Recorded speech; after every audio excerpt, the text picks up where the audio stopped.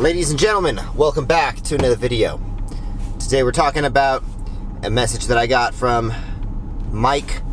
Mike sent me this message probably a few months ago because I don't really check my Facebook messages. I didn't see it until the other day. But, very interesting message, not email, very interesting message.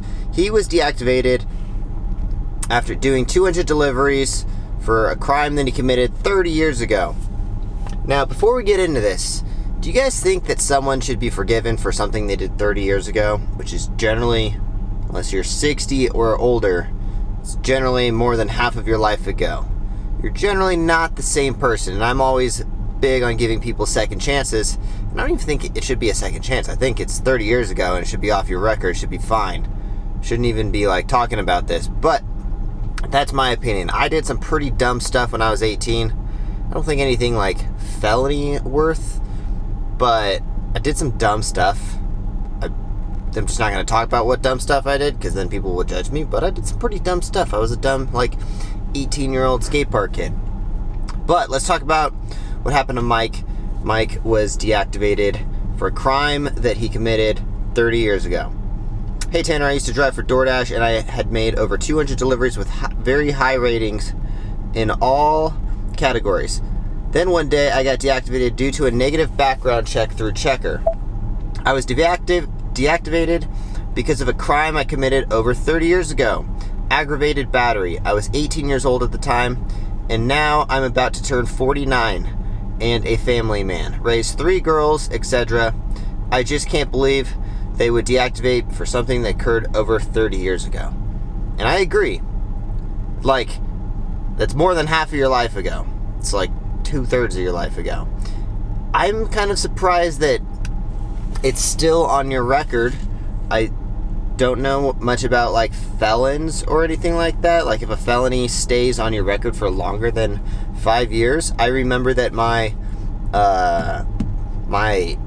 reckless driving ticket, which is just a DUI that was dropped down to a reckless driving ticket, that stayed on my record for 5 years. I was deactivated for that 4 years and 9/10 of a year. And then by the time they responded, it had already been off my record. So finally it came off, and then they just let me stay on.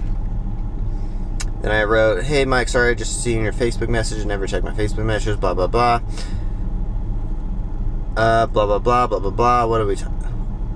And then I asked if he ever got reactivated. Did you respond to them? Any of that? He said, I did the normal protocol for reactivation. They only replied saying Checker should have given a reason. So I do not think an actual person handled this, but rather than a generic email auto reply, which I agree. That's what I've been saying. So many people get flagged and contract violations and deactivations and stuff. There's just probably some people in a foreign country who are just reading these things, and it's essentially like swiping on Tinder for them. They're like, yeah, we'll go this way, blah, blah, blah. It's not like these people are really putting effort into every single deactivation case that comes up. So many people got deactivated this year because DoorDash didn't need as many drivers. And we talked about that, how DoorDash was starting to do random background checks again.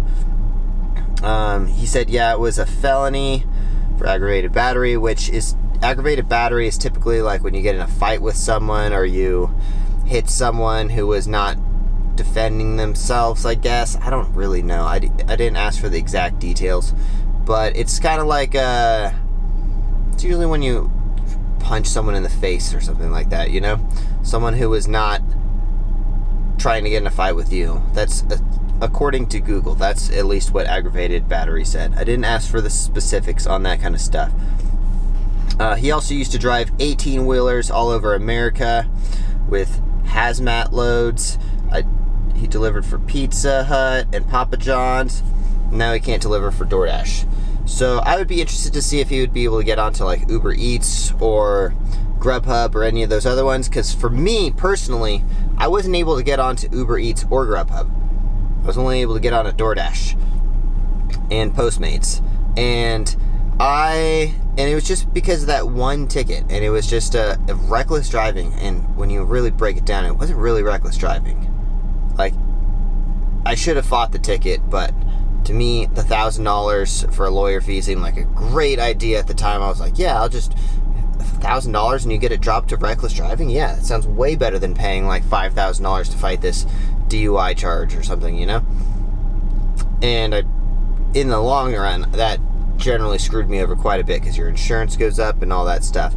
But for this one, it's not even like, I don't think that his aggravated battery account actually was like anything to do with driving. I would generally assume that it probably wasn't to do with driving.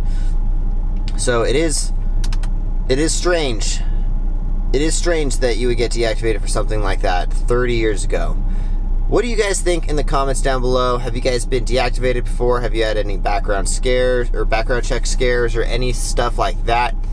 Also, if anyone has any information, because I've so far only received deactivation emails from Doordash. Has anyone been deactivated from like Ubereats or Grubhub? Or is it that DoorDash doesn't do as good of a job when they're doing their initial background checks? It seems like they hire a lot of people and then they go back and background check them later, and then they come back and deactivate them, like what happened to me and like what happened to Mike. So maybe, just maybe, Uber Eats and Grubhub have better background checks than DoorDash does, and they just are much more strict on who they allow on the platform, kind of eliminating the reasons why like Mike or I could have been put on the platform and then deactivated. Fortunately, I was reactivated. I never actually really got deactivated. They like said they paused my account. I wasn't going to be able to deliver anymore. I was still able to deliver, and I kept delivering. I was like, all right, any day now, I'm just not going to be able to deliver. And then finally I got a response like 2 weeks later saying that they had reactivated my account. And I was like, well, you never actually deactivated it. You just asked me to stop dashing, and you said I wasn't going to be able to dash anymore, and I kept doing it. So I don't know. I don't know how this works. But anyways, let me know what you guys think in the comments down below. Should Mike be given a second chance? Should it? I don't know. I wouldn't even. This makes no sense to me. 30 years ago, that's crazy. Anyways, if you guys enjoy these videos at all, please consider subscribing to the channel and smash that like button for me. We got plenty of videos coming up. I got a lot more deactivation emails. Ever since I've been making all these deactivation videos, we've been getting tons of emails with all kinds of different reasons why people were deactivated. And I also got this guy he sent me an email saying the real DoorDash cheat codes, and it's doing all the things that you should definitely not ever do. And I'm like debating, should I make a video on this and like read out this guy's email, or is that just promoting bad dashing? I don't know. It's almost funny, but it's not really funny. I don't know. Let me know in the comments down below.